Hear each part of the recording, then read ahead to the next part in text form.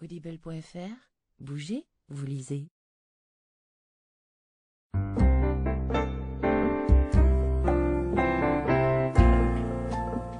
Audiolib présente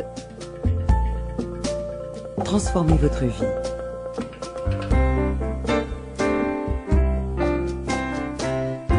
Une pensée positive peut changer votre vie.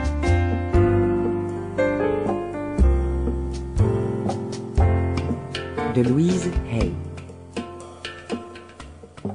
Lu par Marie Lenoir.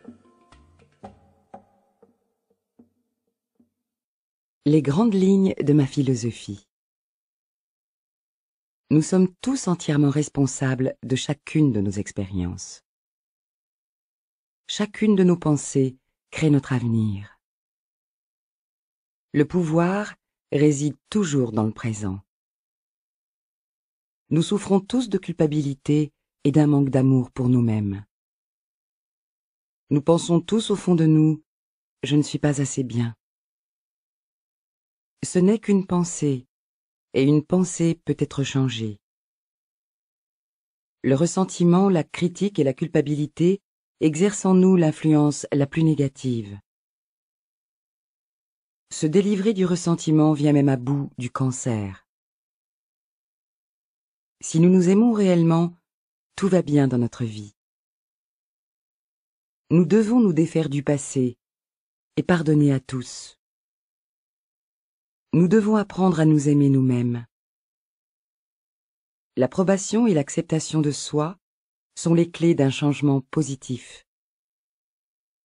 Nous créons toutes nos maladies physiques.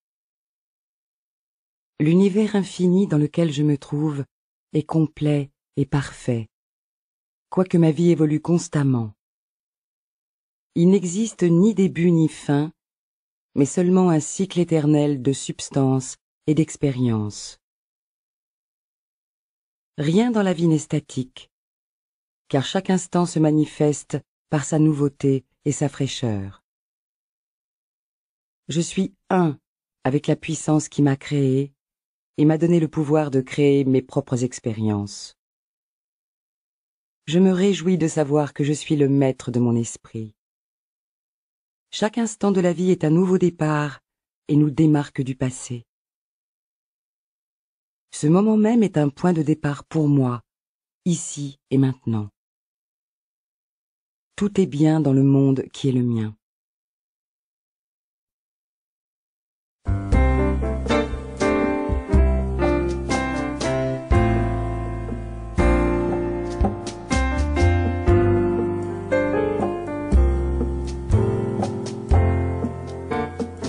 Première partie.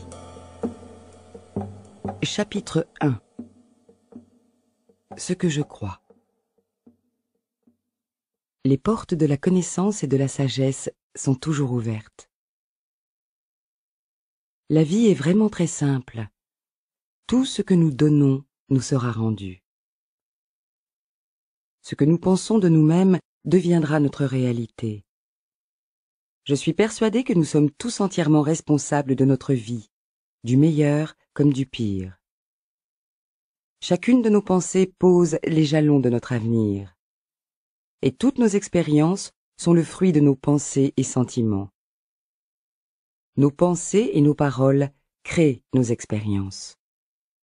Nous créons nos situations, mais reportons la faute sur d'autres en cas d'insatisfaction.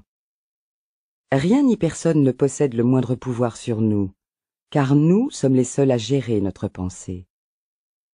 Nous créons nos expériences et notre réalité avec les personnes qu'elle inclut. Si nous parvenons à rendre notre pensée harmonieuse et équilibrée, il en ira de même pour notre vie. Dans laquelle de ces deux phrases vous reconnaissez-vous le plus? Les autres sont contre moi. Je peux toujours compter sur les autres. Chacune de ces pensées donnera naissance à des expériences différentes. Ce que nous pensons de nous-mêmes et de notre vie deviendra notre vérité. L'univers soutient entièrement chacune de nos pensées et croyances. En d'autres termes, notre inconscient accepte tout ce que nous choisissons de croire. Cela signifie que ce que je pense de moi et de ma vie deviendra ma réalité et notre choix de pensée est illimité. En partant de ce principe, il devient sensé de choisir « je peux toujours compter sur les autres » plutôt que « les autres sont contre moi ». La puissance universelle ne nous juge ni ne nous critique jamais. Elle nous accepte toujours selon la valeur que nous nous donnons. Puis elle reflète nos croyances dans notre vie. Si je veux croire à la solitude et que personne ne m'aime, c'est ainsi que je vivrai. En revanche, si je me débarrasse de cette pensée pour affirmer « l'amour est partout, j'aime et je suis digne d'être aimé », et si je me répète souvent cette affirmation en y croyant sincèrement, elle se vérifiera pour moi. Je rencontrerai des personnes pleines d'amour, et celles que je connais déjà en témoigneront davantage. Je serai aussi à même d'exprimer plus facilement mon amour. Nous avons presque tous de fausses images de nous-mêmes, ainsi que de très nombreuses conceptions rigides sur la vie. Je n'accuse personne, car nous faisons tous de notre mieux à chaque instant. Si notre connaissance, notre compréhension et notre conscience étaient plus développées, nous agirions différemment. Ne vous en voulez pas d'être comme vous êtes. Le simple fait que vous teniez ce livre entre vos mains signifie que vous êtes prêt à améliorer votre vie. Pendant notre enfance, le comportement des adultes qui nous entourent influence notre manière d'appréhender la vie et nous-mêmes. C'est ainsi que nous construisons notre image de nous-mêmes et de ce monde. Si vous avez vécu parmi des personnes malheureuses, anxieuses, pleines de culpabilité ou aigries, vous avez acquis beaucoup de négativité à propos de vous-même et de votre monde. Tout ce que je fais est mal. C'est ma faute. Si je me fâche, c'est que je ne suis pas gentil. Toutes ces croyances ne peuvent engendrer que des frustrations. Devenus adultes, nous avons tendance à reproduire le monde émotionnel de notre enfance. Ce n'est ni bon ni mauvais, ni juste ni faux. C'est seulement ce que nous connaissons le plus intimement. Nous avons aussi tendance à modeler nos relations selon celles que nous avions avec nos parents ou celles qu'ils avaient entre eux. Vous n'avez qu'à songer au nombre de fois où vous avez eu un partenaire ou un patron exactement comme votre père ou votre mère. De même, nous nous traitons comme nos parents nous traitaient.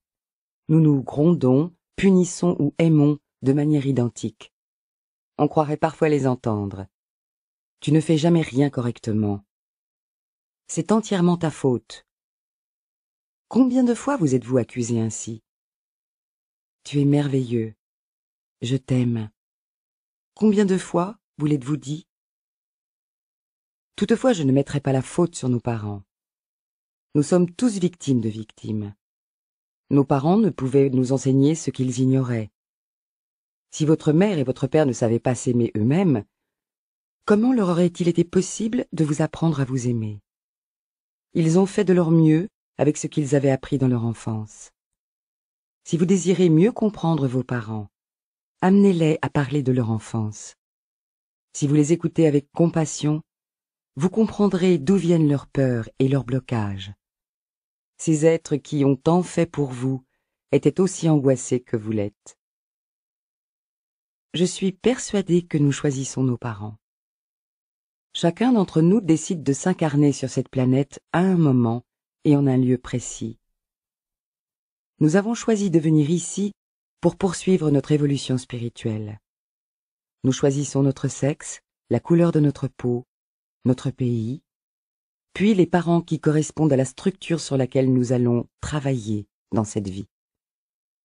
Ensuite, nous les accusons pour la plupart, leur reprochant de nous avoir fait cela.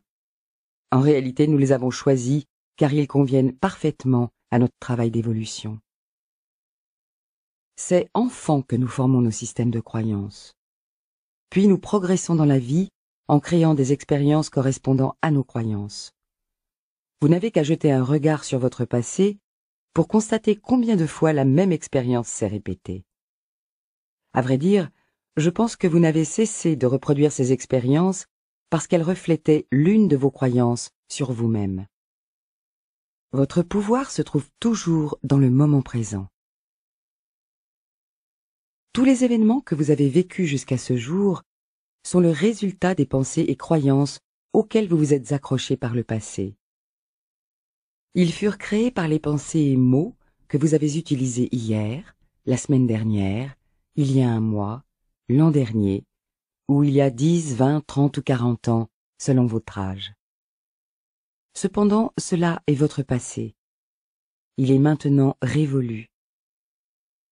Ce qui importe aujourd'hui, c'est ce que vous avez choisi de penser, de croire et de dire maintenant. Car ces pensées et ces mots créeront votre avenir. Votre pouvoir réside dans le moment présent et forme les expériences que vous vivrez demain, dans une semaine, un mois, une année, etc. Peut-être êtes-vous conscient de votre pensée en cet instant précis. Est-elle négative ou positive? Désirez-vous qu'elle crée votre avenir?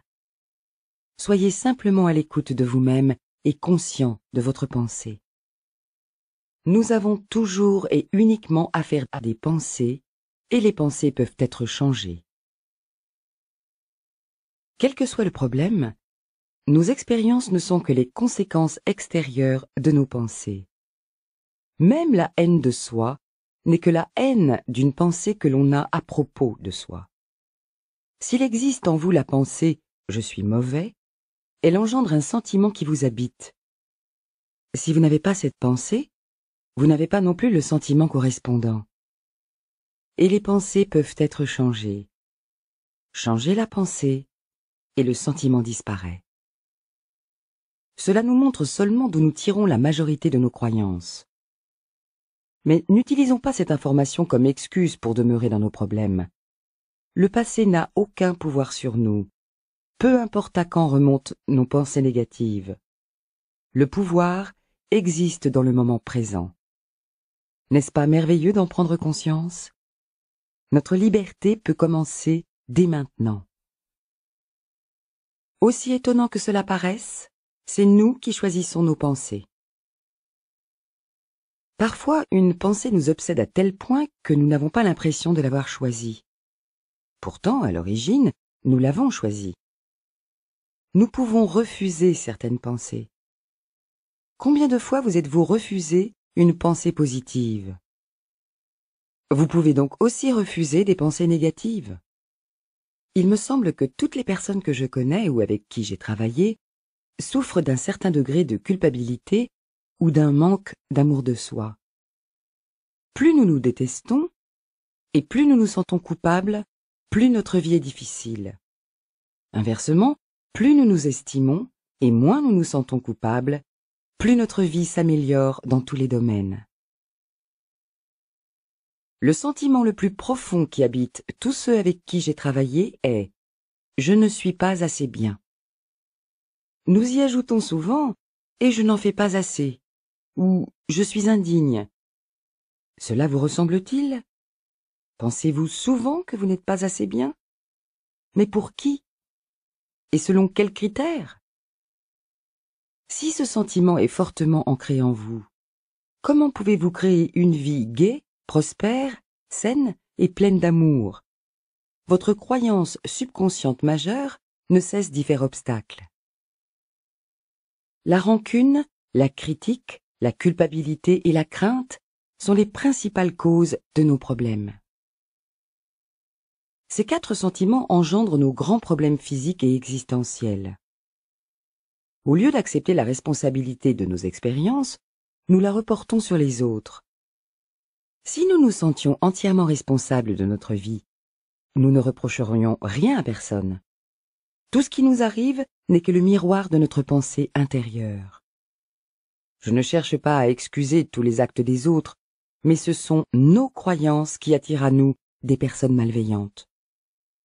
Si vous vous surprenez à penser « tout le monde me critique, me laisse tomber, profite de moi, me trompe », il s'agit de votre structure mentale. Il y a en vous des pensées qui attirent des personnes avec ces comportements. Dès l'instant où vous cessez de penser ainsi, elles iront vers quelqu'un d'autre. Vous ne les attirerez plus. Voici comment se manifestent sur le plan physique ces pensées négatives.